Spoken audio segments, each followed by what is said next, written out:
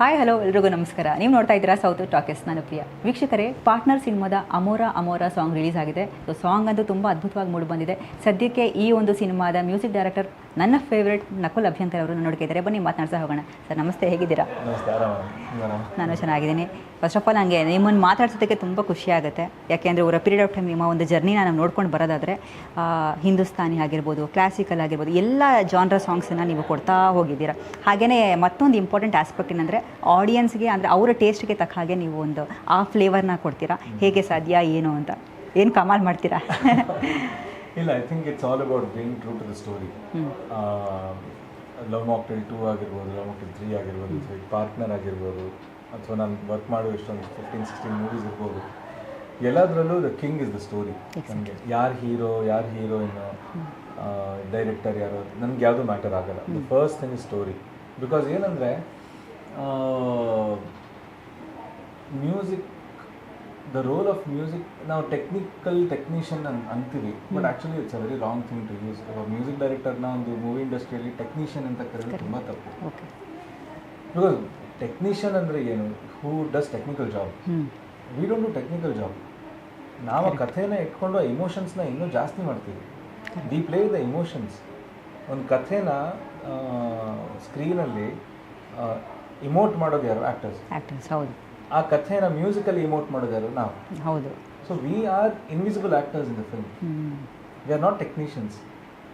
ಅದನ್ನು ಅಚೀವ್ ಮಾಡೋಕ್ಕೆ we use technical tools to make music for the film. But ಆ ಕಥೆನ ನಾವು, ಕಥೆಯಲ್ಲಿ ಇಮೋಷನ್ಸ್ ಏನಿರುತ್ತೆ ಅದನ್ನು ನಾವು ಒತ್ತು ಕೊಟ್ಟು ಅದನ್ನು ನಾವು ಜಾಸ್ತಿ ಮಾಡಬೇಕು ಮೂವಿಯಲ್ಲಿ. ಸ್ಕ್ರೀನಲ್ಲಿ ಏನು ತೋರಿಸಿಲ್ಲ, ಡೈಲಾಗ್ಸಿಂದ ಏನು ಹೇಳೋಕ್ಕಾಗ್ತಿಲ್ಲ, ಅದನ್ನು ನಾವು ಮ್ಯೂಸಿಕ್ ಮುಖಾಂತರ ಹೇಳೋ ಕೆಲಸ ಮಾಡೋದು. ಅದನ್ನು ನಾವು ತಲೆಯಲ್ಲಿ ಇಟ್ಕೊಂಡ್ರೆ ಕಥೆ ಸ್ಟ್ರಾಂಗ್ ಇದ್ದಾಗ ಮ್ಯೂಸಿಕ್ ಆಟೋಮ್ಯಾಟಿಕಲಿ ಚೆನ್ನಾಗಿ ಬಂದೇ ಬರುತ್ತೆ. ಎಕ್ಸಾಕ್ಟ್ಲಿ, ಹೌದು. ಇವಾಗ ನೀವು ಎಸ್ಪೆಷಲಿ ಯಾವುದಾದ್ರೂ ಒಂದು ಸಿನಿಮಾಗೆ ಮ್ಯೂಸಿಕ್ ಮಾಡಬೇಕು ಅಂತ ಬಂದಾಗ ಅಂದರೆ ಸ್ಟೋರಿ ಫಸ್ಟ್ ಕೇಳ್ತಾರೆ, ಇಲ್ಲ ಅಂದರೆ ನಿರ್ದೇಶಕರ ಇಂಪಾರ್ಟೆಂಟ್ ಆಗ್ತಾರಾ ಅಥವಾ ಕಥೆ ಇಂಪಾರ್ಟೆಂಟ್ ಆಗಿರುತ್ತಾ ಏನು ಅಂತ ನೀವು ಯಾವ ಆಸ್ಪೆಕ್ಟನ್ನು ಜಾಸ್ತಿ ನೋಡ್ತೀರಾ? ಡೆಫಿನೆಟ್ಲಿ ಕಥೆ 100% ಕಥೆ. ಒಂದು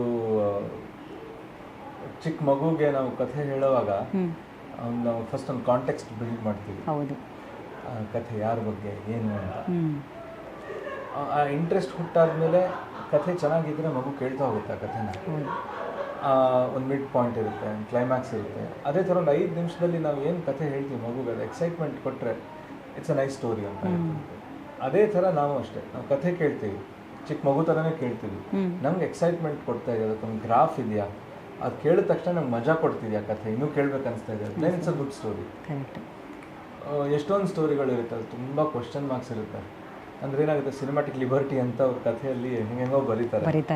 ಬರೆದಾಗ ನಮ್ಗೆ ಕ್ವಶನ್ ಮಾರ್ಕ್ ಬರುತ್ತೆ, ಇದು ರಿಯಲ್ ಲೈಫಲ್ಲಿ ಹಿಂಗೆ ಆಗಲ್ಲಲ್ಲ, ನಾನು ಆ ಸಿಚುವೇಶನಲ್ಲಿ ಇದ್ದರೆ ನಾನು ಆ ಥರ ರಿಯಾಕ್ಟ್ ಮಾಡ್ತಿರ್ಲಿಲ್ಲ ಅಂತಲೇ ನನಗೆ ಫಸ್ಟ್ ತಲೆಯಲ್ಲಿ ಬರೋದು. ಹಿಂಗೆ ಯಾಕೆ ಬರ್ತಿದ್ದೀರಾ ಸರ್ ಅಂತ ನಾನು ಕೇಳೇ ಬಿಡ್ತೀನಿ.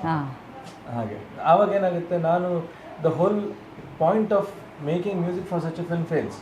ಎಕ್ಸಾಕ್ಟ್ಲಿ, ಹೌದು. ನಾನೇ ಕನ್ವಿನ್ಸಿಂಗ್, ಅದು ಕಥೆ ಕನ್ವಿನ್ಸಿಂಗ್ ಆಗಿಲ್ಲ, I am not convinced with the story. How can I force that on to the audience? Exactly, ಹೌದು. ಈಗ ಲವ್ ಮಾಕ್ಟೇಲ್ 2 ನೋಡಿದ್ರೆ ನೀವು, ಅದು ಲವ್ ಮಾಕ್ಟೇಲ್ 1 ಇಂದಾನೇ ಹೇಳ್ತೀನಿ. ಕೃಷ್ಣ ಮಿಲನ್ ಅವರು ವೆರಿ ಸಿಂಪಲ್ ಸ್ಟೋರಿ. ಹೌದು, ಆಯ್ತಾ. ಒಬ್ಬ ಹುಡುಗಂದು ಜರ್ನಿ, ಲವ್ ಸ್ಟೋರಿ ಹೆಂಗೆ ಹೋಗ್ತಾ ಇರುತ್ತೆ ಅಂತ ಅವ್ರು ಬರೆದಿರೋ ಕಥೆ. ಮೇಕಿಂಗು ಅದ್ದೂರಿಯಾಗಿ ಏನೂ ಇಲ್ಲ. KGF, ಕಾಂತಾರ ನೋಡಿದ್ರೆ ಆ ಸಿನಿಮ್ಯಾಟಿಕ್ ಎಕ್ಸ್ಪೀರಿಯನ್ಸ್ ಏನಿದೆ ಅದೇನೂ ಇಲ್ಲ. Pure story telling project. ಹೌದು.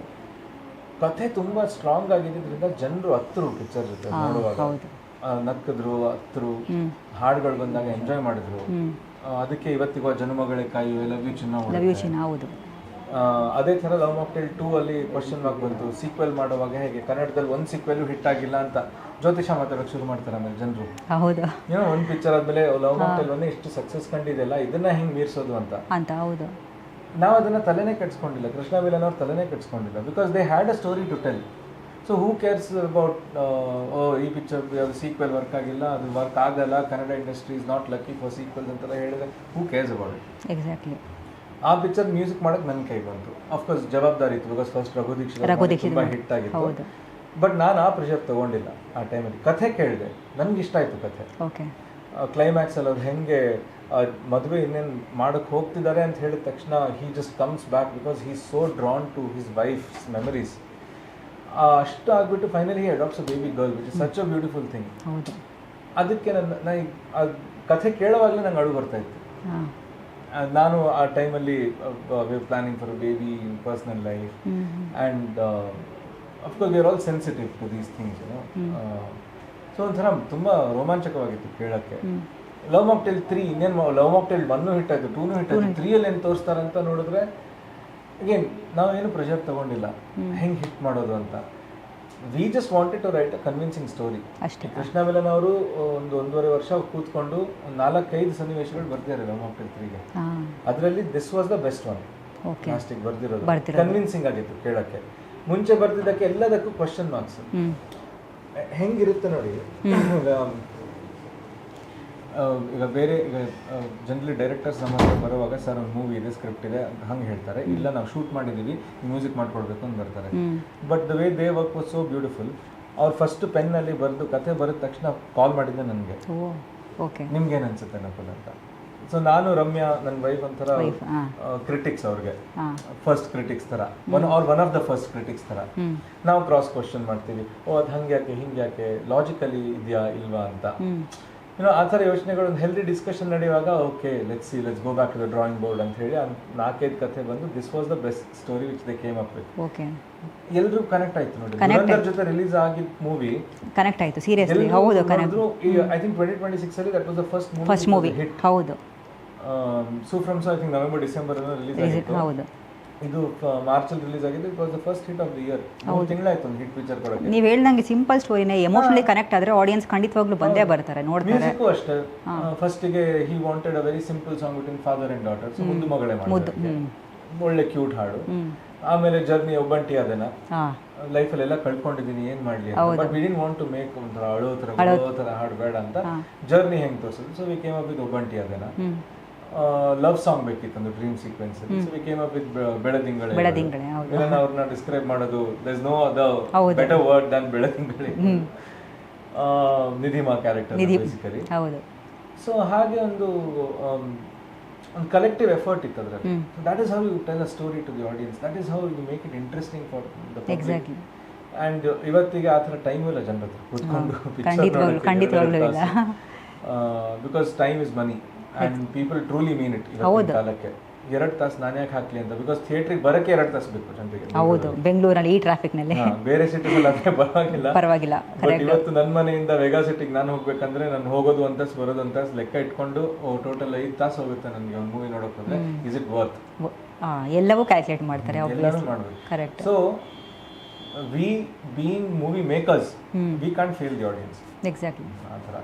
ಸರ್, ಇವಾಗ ನೀವು ಹೇಳಿದ್ರಿ ಅಂದರೆ ನೀವು ಎಕ್ಸಾಂಪಲ್ ಕೊಟ್ರಿ, ಡಾರ್ಲಿಂಗ್ ಕೃಷ್ಣ, ಮಿಲನ ನಾಗರಾಜು ಅವರ ಸ್ಟೋರಿ ಬೋರ್ಡಿಂದ ಪ್ರತಿಯೊಂದು ಹಂತದಲ್ಲಿ ನೀವಿದ್ರಿ, ಅಂದರೆ ನಿಮ್ಮನ್ನು ಒಪಿನಿಯನ್ ಕೇಳಿದ್ರು. ಪಾರ್ಟ್ನರ್ ಸಿನಿಮಾ ಅಂತ ಬಂದಾಗ ಈ ಅಮರ ಸಾಂಗ್ ಅಂದರೆ ಈ ಡೈರೆಕ್ಟರ್ ಅಂದರೆ ಈ ಕತೆ ನಿಮ್ಗೆ ಕನೆಕ್ಟ್ ಆಯಿತಾ? ಮ್ಯೂಸಿಕ್ ಮಾಡಬೇಕಾದ್ರೆ ಏನು ಇದ್ರ ಕತೆ ಹೇಳಿದ್ರೆ? ಡೆಫಿನೆಟ್ಲಿ ಕನೆಕ್ಟ್ ಆಯಿತು ಈ ಕತೆ ನನಗೆ. ಶಿವತೇಜ ಸರ್ ಬಂದು ಇನ್ಫ್ಯಾಕ್ಟ್ ಅವರು ಅಗೇನ್ ಶೂಟ್ ಶುರು ಮಾಡೋದಕ್ಕಿಂತ ಮುಂಚೆಯಿಂದಾನೇ ನನ್ನ ಜೊತೆ ಟಚಲ್ಲಿದ್ದಾರೆ ಈ ಮೂವಿಗೆ, ವಿಚ್ ಇಸ್ ಅನದರ್. ಅದಕ್ಕೆ ನಾನು ಕೃಷ್ಣ ಮಿಲನ ಎಕ್ಸಾಂಪಲ್ ಕೊಟ್ಟಿದ್ದು. This was one of those films, you know. ನಾನು ಫಸ್ಟಿಂದನೂ I was sort of a part of this film. ಮುಂಚೆಯಿಂದನೂ ಕಥೆ ಡಿಸ್ಕಷನ್ ಆಗಿರಲಿ ಅಥವಾ ಹಾಡುಗಳು ಪ್ಲೇಸ್ಮೆಂಟ್ ಮಾಡೋದು ಹಾಡನ್ನ ನಾನು ಕ್ವಶನ್ಸ್ ಕೇಳ್ತಿದ್ದೆ, ಹೀಗೆ ಹಾಗೆ ಅಂತ. ಬಟ್ ಶಿವತೇಜ ಸರ್ ಅವ್ರಿರೋ ಎಕ್ಸ್ಪೀರಿಯನ್ಸ್ ನೋಡಿದ್ರೆ ಅವ್ರು ಡೆಫಿನೆಟ್ಲಿ ಇಲ್ಲಾಜಿಕಲ್ ವಿಷಯಗಳಂತೂ ಬರೆಯೋದೇ ಇಲ್ಲ. ಅವ್ರು ಬರೆದಿದ್ದಕ್ಕೆ ಎಲ್ಲ ಲಾಜಿಕ್ ಇರುತ್ತೆ. So it was a very tight script ನೋಡೋಕೆ ಹೋದಾಗ, ಎಸ್ಪೆಷಲಿ ಕತೆ. ಸ್ಕ್ರಿಪ್ಟ್ ಅಂತಲೂ ಹೇಳಲ್ಲ, ದ ಮೇನ್ ಬ್ಯಾಕ್ ಬೋನ್ ಅಂತ ನಾನು ಏನು ಹೇಳ್ತೀನಿ ಕಥೆದು. It was very tight, it was very strong. And ಇವತ್ತಿನ ಜನ್ರೇಷನಿಗೆ ಒಂಥರ ಬೇಕಾಗಿರುವಂಥ ಕಥೆ, ಎಸ್ಪೆಷಲಿ ಮಿಲೇನಿಯಲ್ಸ್ಗೆ ಎಸ್ಪೆಷಲಿ ಮಿಲೇನಿಯಲ್ಸ್ಗೆ. ಆ್ಯಂಡ್ ಅಫ್ಕೋರ್ಸ್ ಜೆನ್ಸಿಸ್ಗೂ ಮ್ಯಾಟರ್ ಆಗುತ್ತೆ ಇದು, because they are getting into that part of that life slowly. Song placements ಸಕ್ಕತ್ತಾಗಿ ಮಾಡಿದ್ರು ಸರ್, ಜಾಗ. ಸೊ ಅಂಥದ್ದೊಂದು ಸಾಂಗ್ ಪ್ಲೇಸ್ಮೆಂಟ್ ಇದ್ದು ಅಮೋರ. ಓಕೆ. ನಮ್ಗದೇ ನಾವು ನೋಡಿದಾಗ ಆ್ಯಕ್ಚುಲಿ ವಿಜುವಲಿ ನಮ್ಗೆ ಏನು ಅನಿಸ್ತು, ಎಲ್ಲೂ ಕೂಡ ಇವ್ರು ಯೂಶಲಿ ಇವಾಗೆಲ್ಲ ಸಾಕಷ್ಟು ಸಿನಿಮಾಗಳಲ್ಲಿ ನೋಡ್ತಾ ಇರ್ತೀವಿ, ಕೆಲವೊಂದು ಸಾಂಗ್ಸು ಅನ್ನೆಸೆಸರಿ ಪ್ಲೇಸ್ಮೆಂಟ್ ಇರುತ್ತೆ, ಇನ್ನೊಂದು ಸಾಂಗ್ಸು ಅಂದರೆ ಸ್ಟೋರಿಗೇ ಬ್ಲೆಂಡ್ ಆಗಿಬಿಟ್ಟಿರುತ್ತೆ. ಬಟ್ ಇಲ್ಲಿ ನಾವು ನೋಡಿದಾಗ ಅದೇ ರೀತಿ ಅನಿಸ್ತು. ಆ್ಯಂಡ್ ರೊಮ್ಯಾನ್ಸ್ ಅನ್ನೋದೇನು ತೋರಿಸಿದ್ದಾರೆ, ತುಂಬ ಎಲಿಗೆಂಟಾಗಿ ತೋರಿಸಿದ್ದಾರೆ. ಗ್ರೇಸು ಹಾಗೇನೆ ಈ ಗ್ಲಾಮರು, ಈ ಎರಡನ್ನ ಬ್ಯಾಲೆನ್ಸ್ ಮಾಡಿರುವಂತಹ ರೀತಿ ತುಂಬ ಚೆನ್ನಾಗಿದೆ ಅಂತ ಅನ್ನಿಸು ವಿಜುವಲ್ಸ್ಗಳೆಲ್ಲ ನಾವು ನೋಡಿದಾಗ. ಅಜಯ್ ರಾವು ಮತ್ತು ಬೃಂದಾಚಾರ್ಯ ಅವ್ರ ಕೆಮಿಸ್ಟ್ರಿ ಕೂಡ ಅಷ್ಟೇ, on screen presence, over expressions ಎಲ್ಲವೂ ಇಲ್ಲದೆ ನ್ಯಾಚುರಲಿ ಫೀಲ್ ಫೀಲ್ ಮಾಡಿದ್ದಾರೆ. ಅದೊಂದು ಮತ್ತೆ ಕಮೆಂಟ್ಸ್ಗಳು ನೋಡ್ತಿದ್ದೆ ಸರ್. ಆ್ಯಕ್ಚುಲಿ ಕುನಾಲ್ ಗಾಂಜಾವಾಲ ಅವರೊಂದು ಧ್ವನಿನಲ್ಲಿ 54 ವರ್ಷ ಆದರೂ ಕೂಡ 24 ವರ್ಷದವ್ರ ಥರ ಮತ್ತೆ ಹಾಡ್ತಾರೆ. ಪ್ರಾಬಬ್ಲಿ ಆಫ್ಟರ್ 15 years ಎಸ್ ಕಮ್ ಬ್ಯಾಕ್ ಅನ್ಸುತ್ತೆ. ಈ ಒಂದು 10 years 2015 ಸಮಥಿಂಗ್. ಮತ್ತೆ ಈ ಒಂದು ಅಷ್ಟೇ ಫ್ರೆಶ್ ಆಗಿದೆ ಸಾಂಗು. ನಿಮಗೆ ಕಮೆಂಟ್ಸು ಯಾರು ಫಸ್ಟ್ ಕೊಟ್ಟರು ನನಗೆ ಜೆನ್ಯೂನ್ ಆಗಿ ಹೇಳ್ಬಿಡಿ, ನಿಮ್ಮ ವೈಫ್ ಬಿಟ್ಟು. ಇಲ್ಲ, ನನಗೆ ಬಹಳಷ್ಟು ಫ್ರೆಂಡ್ಸ್ ಕಮೆಂಟ್ ಕೊಟ್ಟರು ಹಾಡು ಕೇಳಿ. ಜನರಲಿ ಮಾಡದಿರೋಂಥ ಫ್ರೆಂಡ್ಸು ನಂಗೆ ಮೆಸೇಜ್ ಮಾಡಿದ್ರಾ? ಓಕೆ, ಹಾರ್ಟಿ ಕಂಗ್ರ್ಯಾಚುಲೇಷನ್ಸ್ ಅಂತೆಲ್ಲ, ಹಾಡು ಚೆನ್ನಾಗಿದೆ ಅಂತೆಲ್ಲ ತುಂಬ ಖುಷಿಯಾಗಿ ಹಾಡು ಕೇಳಿ ನನಗೆ ಕಮೆಂಟ್ ಮಾಡಿರೋದು. ಅಂಥದ್ರಲ್ಲಿ ಐ ಥಿಂಕ್ ನನಗೆ ಈ ಹಾಡಿಗೆ ಫಸ್ಟ್ ಕಮೆಂಟ್ ಬಂದಿದೆ ಕುನಾಲ್ ಗಾಂಜಾವಾಲ ಸರ್ ಇಂದಾನೆ. ಸರ್ ಒಂದು ಹಾಡಿದೆ, ನೀವು ಈ ಹಾಡನ್ನ ಹಾಡ್ತೀರಾ ಅಂತ ಕೇಳಿ ನಾನು ಹಾಡು ಕಳಿಸಿದಾಗ ಅವ್ರು ಕೇಳಿ this is made for me Nakul, ಅಲ್ಲಿ ಸಿಂಗ್ ಇಟ್ ಅಂತ ಹೇಳಿದವರು. ಅಪ್ರೋಚ್ ಮಾಡಿದ್ದೆ ನೀವಾಗಿದ್ರೆ? ಹೌದು, ಅಪ್ರೋಚ್ ಮಾಡಿದ್ದೆ ನೀವು. ವಂಡರ್ಫುಲ್ ಆಗಿದ್ರೆ. ಸೊ ಆಕ್ಚುಲಿ ಅದೊಂದು ವೆರಿ ಕ್ಯೂಟ್ ಸ್ಟೋರಿ.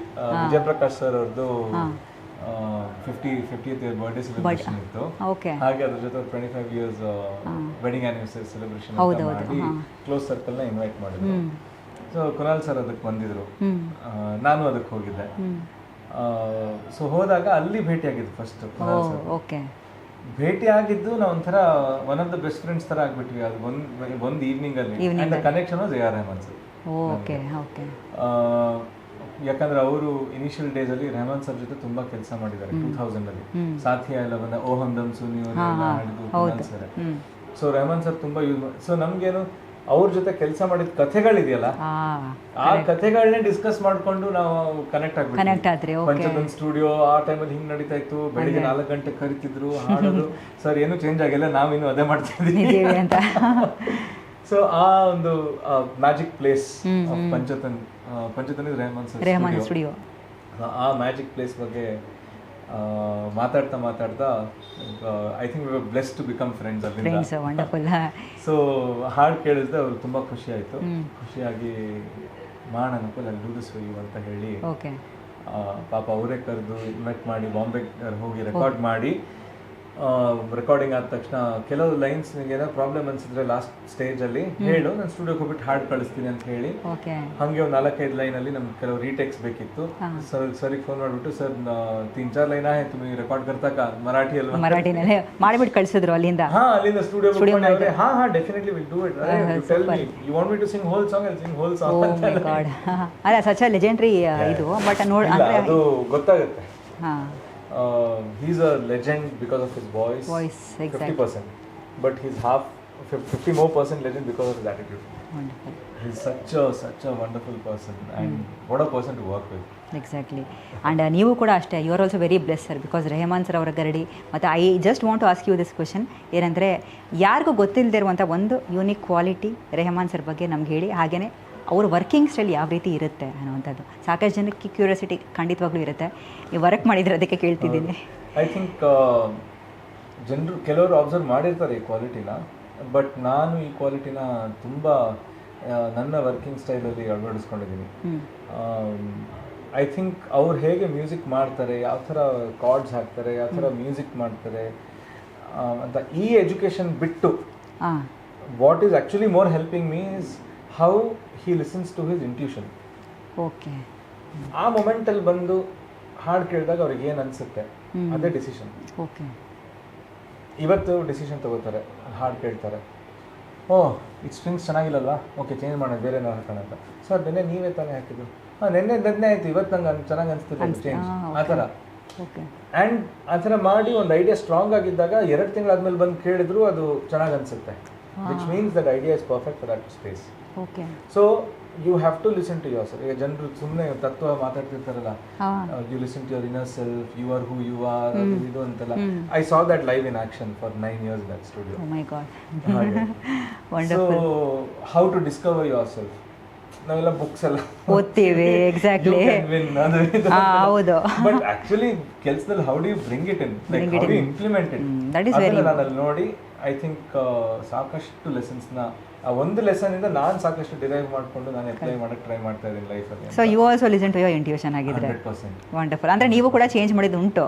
ಹೌದು, ಕೆಲವೊಂದು ಆಫ್ ಕೋರ್ಸ್ ಚೇಂಜ್ ಮಾಡಿದ್ದೀರಾ. ಗೊತ್ತಾ,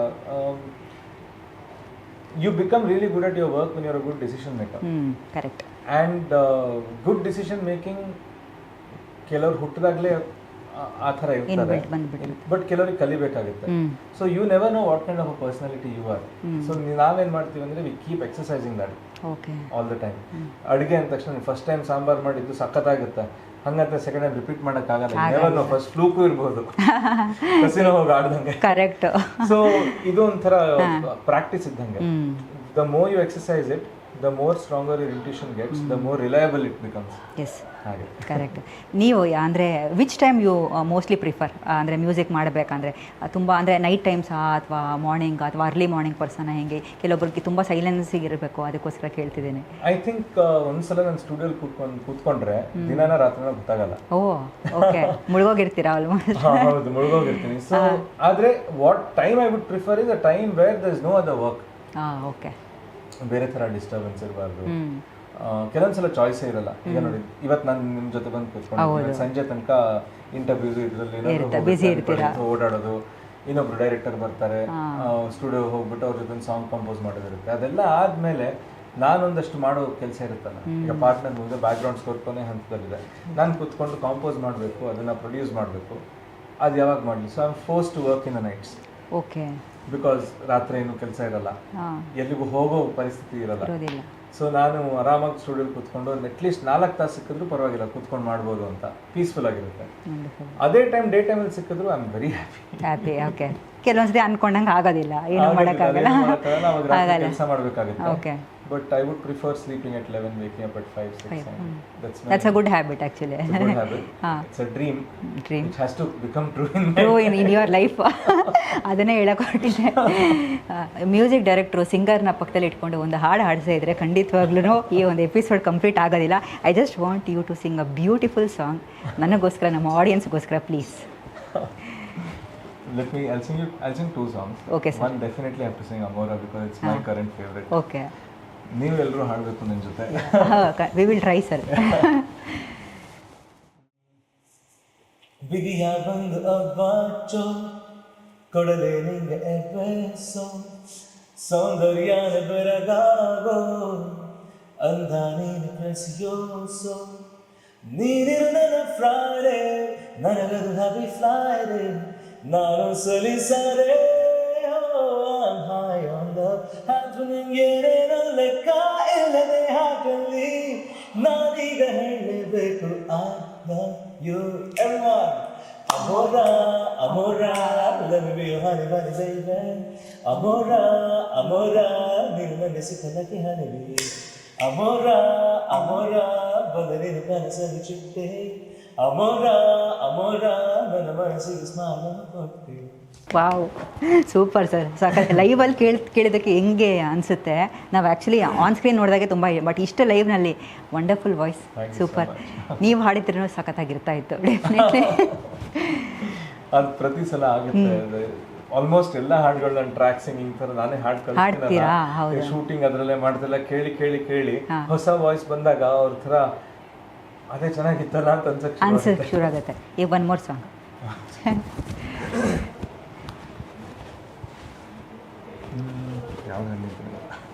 ಎನಿ ಮೆಲೋಡಿ ಅಥವಾ ಲವ್ ಮಾಕ್ಟೇಲ್ 2. ಓಕೆ.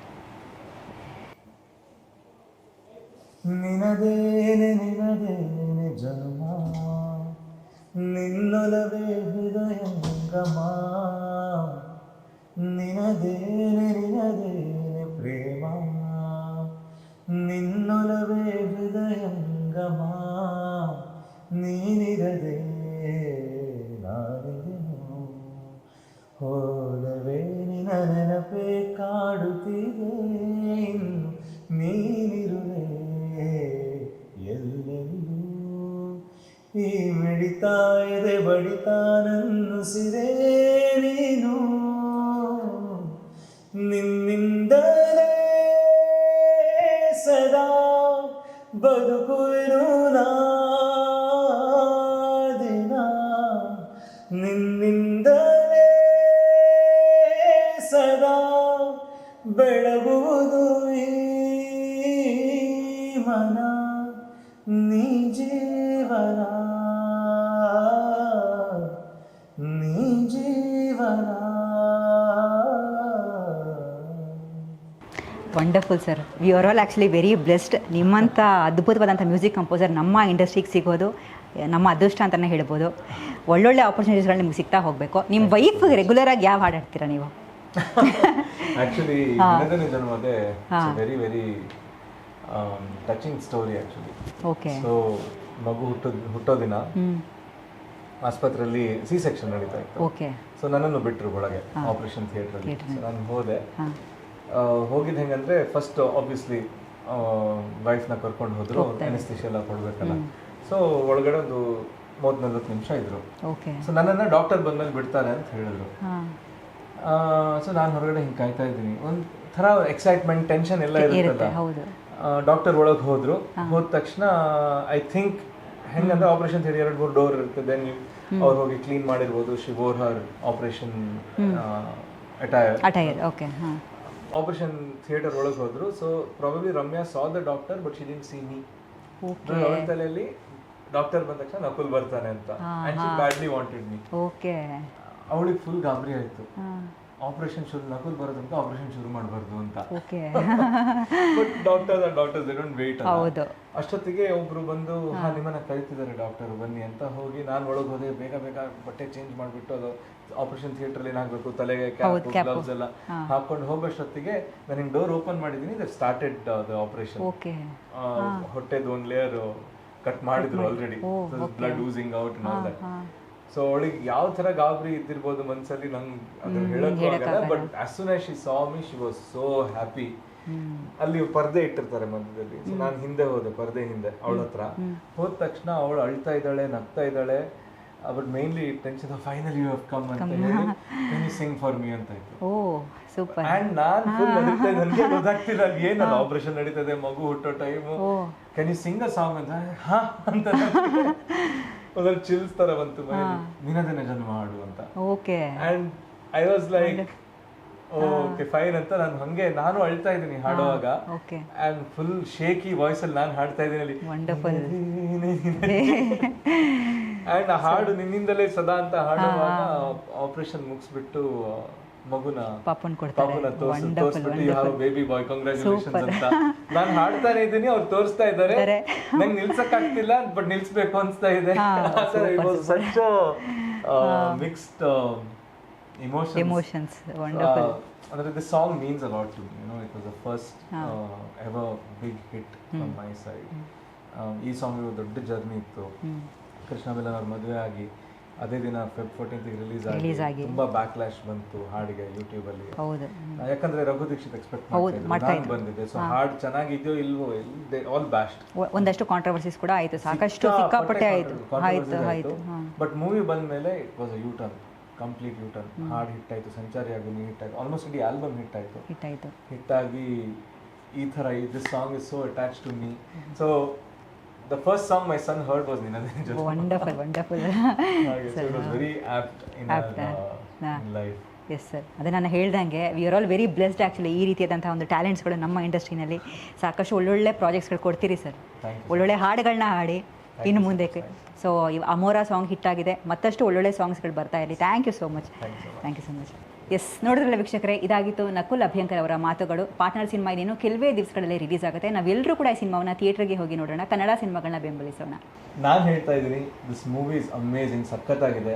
ಫ್ಯಾಮಿಲಿ ಸಹಿತ ಹೋಗಿ ಆರಾಮಾಗಿ ಥಿಯೇಟ್ರಿಗೆ ಹೋಗ್ಬಿಟ್ಟು ಎಂಜಾಯ್ ಮಾಡ್ಬೋದು ಈ ಮೂವಿನ. ಹಾಡುಗಳು ಸಖತ್ತಾಗಿವೆ, 4-5 ಹಾಡಿದೆ ಮೂವಿಯಲ್ಲಿ, ರಿಲೀಸ್ ಆಗುತ್ತೆ ಅತಿ ಶೀಘ್ರದಲ್ಲಿ. ಕಥೆ I can vouch. I am a big fan of good stories. ಅದರಲ್ಲಿ ಈ ಒಂದು ಸ್ಟೋರಿ ತುಂಬ ಲೈಫ್ ಹೇಗಿರಬೇಕು ಅಂತ ಹೇಳುತ್ತೆ, ಲವರ್ಸ್ ಹೇಗಿರಬೇಕು ಅಂತ ಎಕ್ಸ್ಪ್ಲೇನ್ ಮಾಡುತ್ತೆ. ಸೊ ದಯವಿಟ್ಟು ಮಿಸ್ ಮಾಡಿಬಿಡಿ. Go to the nearest theatres near your house, watch partner. Thank you so much sir. Thank you so much.